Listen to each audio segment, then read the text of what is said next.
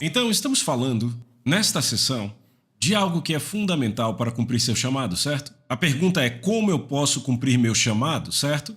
E nessa sessão, a gente vai dar uma olhada em Romanos 8,14.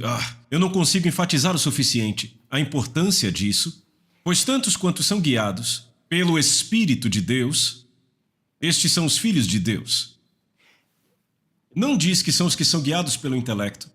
Não diz os que são guiados pelo seu entendimento natural ou os que são guiados pelas suas emoções. Não diz os que são guiados pelo que os seus amigos dizem. Vocês estão conseguindo ver isso? Diz os que são guiados pelo Espírito de Deus, estes são os filhos de Deus. Agora, é claro, são os filhos e filhas de Deus. Será que todo crente que você conhece é guiado pelo Espírito? Não.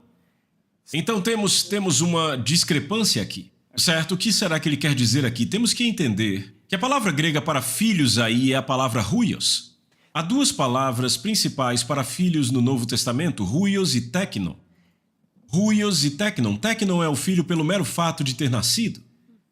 Quando meus filhos nasceram, lá no hospital havia aquele vidro e mais 20 bebês ali, certo? Como eu sabia qual era o meu? Por causa do nome Bivir escrito no vidro. Ele era meu filho só por ter nascido. Huios significa um filho ou filha que demonstra o caráter dos seus pais. Você sabe que ele é filho porque ele é como seu pai. Addison, o meu filho mais velho, Sabe, uma vez minha mãe veio tomar conta dele e ela olhou pra mim quando eu voltei rindo e disse: esse garoto é igualzinho a você. Ele faz coisas que você nem lembra que fazia, sabe? Então agora o que acontece aqui? Ele é reconhecido como filho do John Bevere porque ele tem o caráter do seu pai. Essa palavra aqui para filhos é huios. Então são filhos e filhas maduros que são guiados pelo Espírito. Como o Espírito nos guia, bem, é nosso trabalho aprender, primeiro, acima de tudo, ele nunca contradiz a palavra escrita de Deus. Número 2, ele guia primariamente pelo testemunho interior. Um versículo aqui nesse mesmo capítulo diz que o Espírito dá testemunho com o nosso espírito. Então, quando há uma paz completa, isso é Deus dizendo sim. E às vezes há como um sinal vermelho por dentro, isso é Deus dizendo espere. Então, Gálatas capítulo 5, verso 5 diz: uma vez que estamos vivendo pelo Espírito, sigamos a orientação do Espírito em cada parte das nossas vidas. Então a chave para seguir, entenda, Deus não te dá o mapa inteiro, Ele te dá um vislumbre do destino. E sabe, você pode estar aqui e Deus determina que o fim do seu chamado é aqui. E você pensa, eu vou daqui para lá, mas na realidade você vai passar por esse deserto, esse ponto aqui, esse cruzamento, esse ponto, esse deserto, para ter o caráter necessário para suportar essa posição aqui. Então, na minha vida, quando eu comecei a trabalhar para a igreja, eu me lembro, eu sabia que eu estava no meu chamado. Eu tinha aquela sensação de alegria, de contentamento, satisfação. E no primeiro ano foi como uma lua de mel. Sabe, eu mesmo lembro que eu costumava sentar no estacionamento e chorar. Tipo, como é que pode? Tem 8.000 pessoas nessa igreja e sou eu que cuido de tudo para esse homem e mulher de Deus, faço as compras deles. Sabe, aquilo era muito bom Mas à medida que o tempo passou, houve, sabe, desejos que começaram a surgir em mim. Veja, antes de assumir o cargo, a outra coisa que eu fazia era cuidar de todos os pregadores convidados que vinham à igreja. E antes de assumir esse cargo, eu ainda trabalhava como engenheiro, eu estava numa conferência à noite. Um evangelista muito famoso entrou, o nome dele era T.L. Osborne. T.L. Osborne, eu acho que ele e a sua esposa Daisy conquistaram mais de 62 milhões de pessoas para Cristo. Isso na década de 80, em cruzadas que faziam na África, era tipo 500.000 pessoas em um culto de uma noite na África, certo? Então, eu via aquele público, eu era engenheiro, não trabalhava na igreja ainda. Ele começou a falar e eu ouço a voz de Deus. Eu ouço Deus dizer, você vai servir, vai trabalhar para este homem? Eu pensei, meu Deus, fiquei tipo, o quê? Eu não sei nem como conhecer um cara desse? Bem, quando me contrataram, no espaço de 6 meses ele foi um dos pregadores convidados. E quando ele chegou, e ele instantaneamente se apaixonou por mim. Sabe, foi instantâneo e eu me apaixonei por ele. E eu lembro que ele olhou para o meu pastor e começou a dizer: esse homem, oh, eu amo esse homem, ele é muito bom. E o meu pastor dizia: ele é um cara bom, sabe? Mas começamos essa relação e nós, sabe, eu me inclinava muito para ele. Parecia que estar perto dele era estar perto de Jesus. Ele está no céu agora, ele e sua esposa. E eu lembro que ele me amava, ele olhou para mim um dia e disse: ei, John, a minha escola bíblica foi ler tudo desse autor aqui.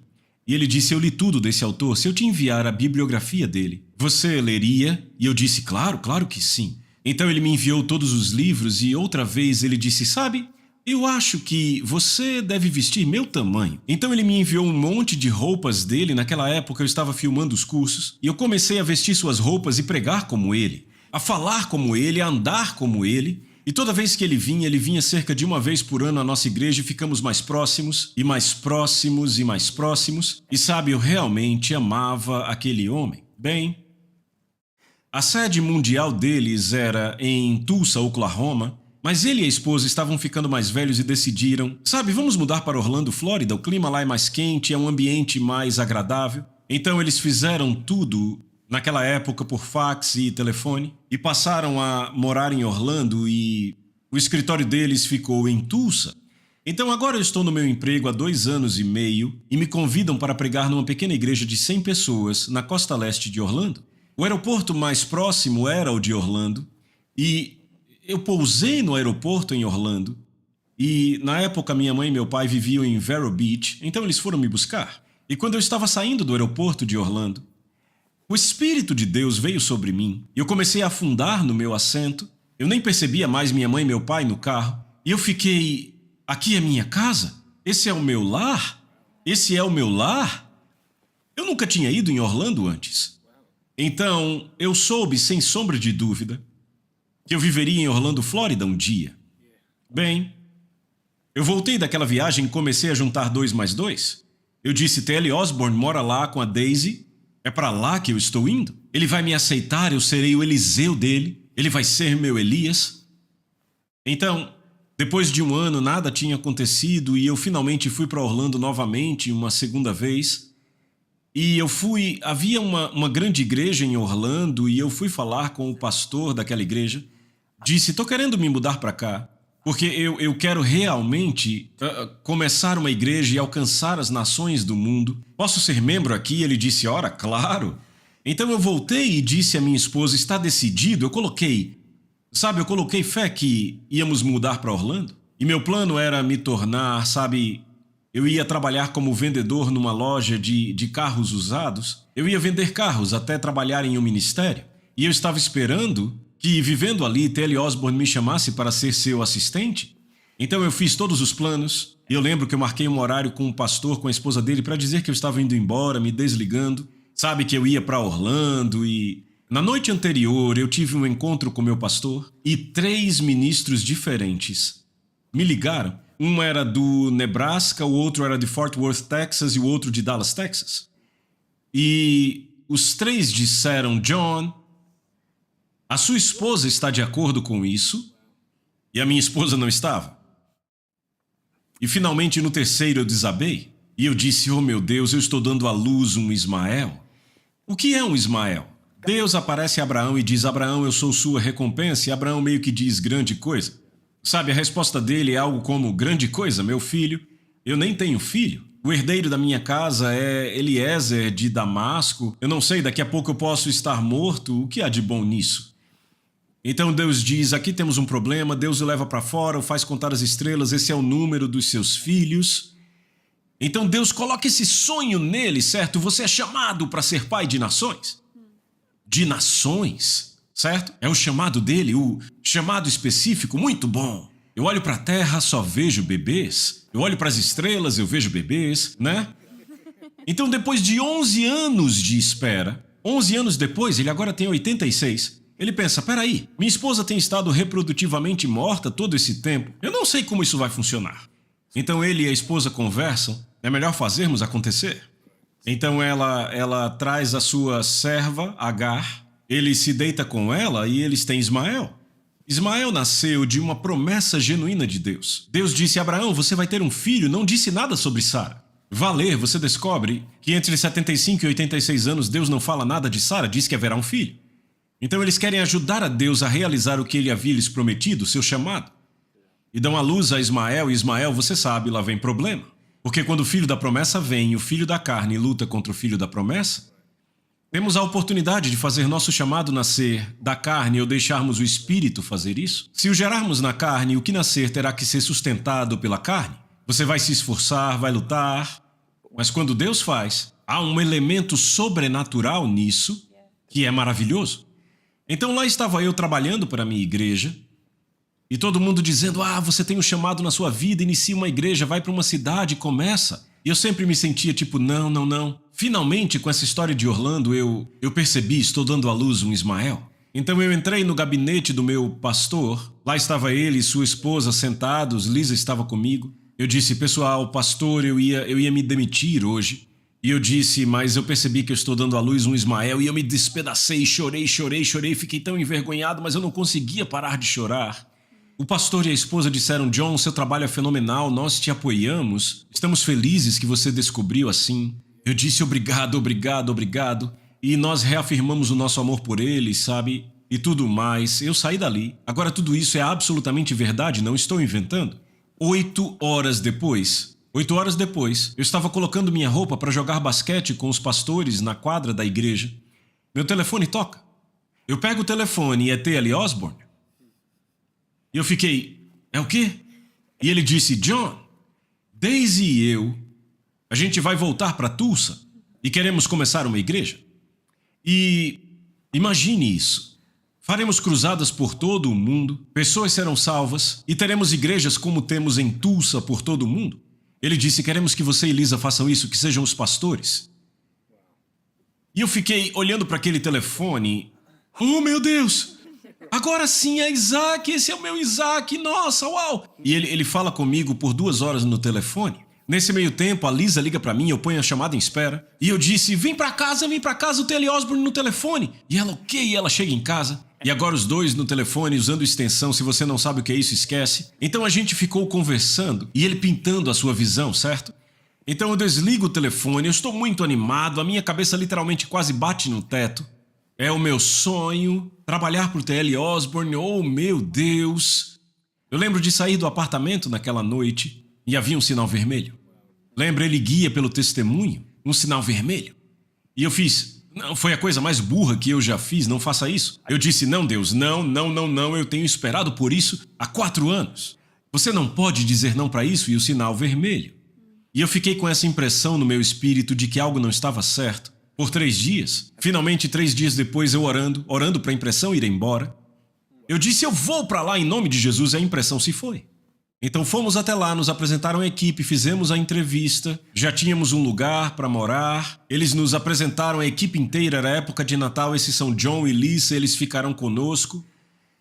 Eu volto para Dallas, eu já tinha dito ao meu pastor que eu estava indo embora, todo mundo na igreja sabia, e a impressão voltou. Eu creio que foi a misericórdia de Deus. Então eu liguei para TL e disse, TL, eu ainda não estou confortável, algo não está certo. Ele disse, venham até aqui, eu também senti isso. Então a gente volta até lá, sentamos na sala e ele olha para nós e diz, sabe, nós amamos muito você e a Lisa, mas sentimos também que algo não está certo. Então determinamos ali mesmo que não era de Deus. E eu lembro de me sentir um pouco aliviado, mas era como se eu tivesse morrido. Meu sonho tinha morrido. Eu lembro de voar de volta para casa. E isso vai soar estranho, mas é verdade. Eu chorei por 2 semanas. Toda manhã eu ia para o quarto de oração e chorava como um bebê. Era como se algo tivesse morrido.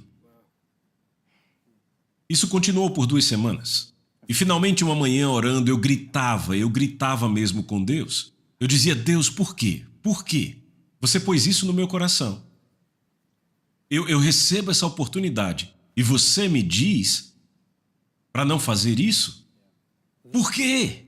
Por que você me pediria para colocar isso no altar assim? E eu ouvi o Espírito Santo dizer claramente. Ele disse, filho, porque eu quero ver se você está servindo a mim ou ao seu sonho. E quando eu ouvi isso, foi como se toda a tristeza saísse. E eu nunca vou esquecer. Eu acho que o Addison, naquela época, tinha só 1 ano. E eu me lembro de perceber que eu tinha uma bela esposa, que eu tinha um belo filho. Eu comecei a desfrutar da vida de novo, sabe? Tínhamos um apartamento novinho em folha e uma piscina que ficava a 20 passos dele. E eu comecei a desfrutar da vida novamente. Foi impressionante. Nos 3 meses seguintes, eu fiquei feliz pela primeira vez em anos. Bem, alguns meses mais tarde, eu estava na Flórida de novo. E um pastor de uma igreja muito grande na Flórida estava no mesmo evento que eu, era a inauguração de uma igreja. E quando ele me viu, disse: John Bevere, não acredito, você. Eu estava querendo falar com você. E veja, ali já passaram 4 anos e meio, foi 1 ano depois daquilo. Eu disse: sim, vamos conversar. Ele disse: você pode vir à minha igreja no domingo e a gente fala em seguida? Claro, com certeza. Então, a inauguração da igreja era numa sexta-noite e no domingo eu fui ao culto. Naquele dia havia um pregador convidado, ele pediu a alguém para almoçar com o pregador e almoçou comigo. John, eu quero te contratar, quero que você seja pastor de jovens. Agora, a última coisa que eu queria fazer, depois de 4 anos e meio servindo ao pastor e sua esposa, primeiro, departamento infantil, departamento de jovens, e então qualquer coisa servia. E eu ri naquele momento e eu pensei, eu recusei T.L. Osborne, ser assistente pessoal dele, fundar igrejas por todo o mundo, e ele está me oferecendo pastor de jovens, isso é ridículo, não é? Eu disse, se eu fosse pastor de jovens, isso é o que eu faria, e comecei a contar a minha visão do que eu faria, e ele, oh, irmão, isso é muito bom, a gente vai fazer isso, e eu fiquei, ok, bom, contrata um pastor de jovens e faz. Então, eu fui à casa dele e ele disse, liga para sua esposa e diz a ela. Eu liguei para minha esposa, e a Lisa, alô, e eu, oi, querida. Ela disse, você falou com o pastor? E eu disse, sim, eu falei, e quando eu disse e, ela disse, e ele ofereceu a você o cargo de pastor de jovens, e Deus me disse para te dizer que aceite, seja fiel nisso e Deus vai te dar os desejos do teu coração. Eu fiquei, o quê? Ela disse, ele me disse claramente, eu estava voltando de um chá de bebê e ele me disse, eu disse, como é que você sabe? Ela disse, Deus me disse. Eu disse, ele disse a você, mas não disse para mim, eu desliguei com a Lisa. Bem, 2 dias depois ele me disse, mas o interessante é que aquela igreja era em Orlando, Flórida. Então, eu achava que eu tinha tudo planejado. A TL se mudou para Orlando, vou me mudar para lá, mas Deus me disse que eu trabalharia para ele, e uma coisa que eu não percebi na época é que eu trabalhei. Ele vinha a cada 6 meses, 1 ano, para passar 3, 4 dias em nossa igreja, ministrando cursos ou conferências da igreja. Eu trabalhei para ele. Deus cumpriu isso. Mas depois ele cumpriu a parte de Orlando, e então eu me tornei pastor de jovens. E aí passamos para a próxima parte, mas o que é muito importante aqui sobre tudo isso é que se eu não fosse guiado pelo Espírito, e por um bom tempo eu não fui, eu estava confuso, estava lutando, estava frustrado. Sabe, tem gente que tenta cumprir o chamado na sua própria força sem ter uma palavra de Deus, sem ter uma estratégia. Veja, eu não quero dizer que você não faz nada. Sabe, Deus não pode direcionar um navio que não está na água, você não pode dirigir um carro que está dentro de uma garagem. Faça o que ele te diz para fazer e seja fiel no que está fazendo. E se você quiser fazer algo novo e Deus não está falando nada, sabe, espera. Ele está dizendo, continue fazendo o que eu já disse para você fazer. O que Deus já havia me dito para fazer foi trabalhar para aquela igreja, servir, ser fiel no meu cargo, ser fiel à minha família, ser fiel à minha esposa. Eu não estava fazendo isso. E porque eu não estava fazendo isso, eu estava infeliz. E é assim que as pessoas estão, elas estão infelizes porque estão tentando realizar o chamado que Deus pôs em suas vidas pelo próprio caminho delas. Há um caminho que Deus tem daqui para cá e não é essa linha que você traçou. É esse deserto, essa passagem, essa encruzilhada. E aí sim você acaba aqui. Isso te dá o caráter necessário para lidar com essa posição daqui. Então a grande chave aqui, quer você seja chamado para o serviço militar ou para, para o mundo dos negócios ou para trabalhar na educação ou como atleta profissional, o que quer que Deus tenha te chamado para fazer? A chave é ser guiado pelo Espírito. É muito importante que entendamos e aprendamos a ouvir a voz dele. Sabe, Deus não força a sua voz em nós, com cada filho ele fala diferente. Lembra, ele disse a Moisés, se houver um profeta, eu falo dessa maneira. Lembra? Mas não com Moisés, eu falo face a face, certo? Se você olhar para Samuel, Samuel estava servindo a Eli, mas Deus quis falar com ele e disse, Samuel. E Samuel ouve a voz de Deus e corre exatamente para Eli, e ele diz, não fui eu. Ele volta. E Deus, Samuel, Samuel corre para Eli e volta. E da terceira vez Deus diz, Samuel, Samuel corre, e Deus diz, espera aí, Samuel, sou eu, Senhor, seu Deus. Deus fica deixando ele correr para lá e para cá, até que ele descubra como Deus fala com ele. E então Samuel entendeu. E isso o desenvolveu para levar a palavra de Deus para a nação de Israel. É muito importante aprendermos como o Espírito Santo, sabe, eu me comunico com cada um dos meus filhos diferentemente. Sabe, com um dos meus filhos eu tenho que ser direto e reto. Não dá para enrolar.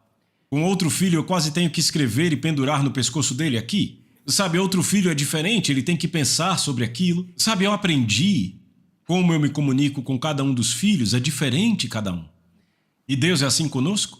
Minha esposa diz algo que eu amo, diz que Ele nos ama de forma única. Quando Ele nos ama de forma única, isso diz que Ele tem uma forma única de comunicar com cada um de nós? Então, eu não posso dar a vocês uma lição sobre como o Espírito Santo vai falar com você, mas posso te dizer. Jesus disse, minhas ovelhas conhecem minha voz. Você conhecerá a voz dele e saberá que é Deus.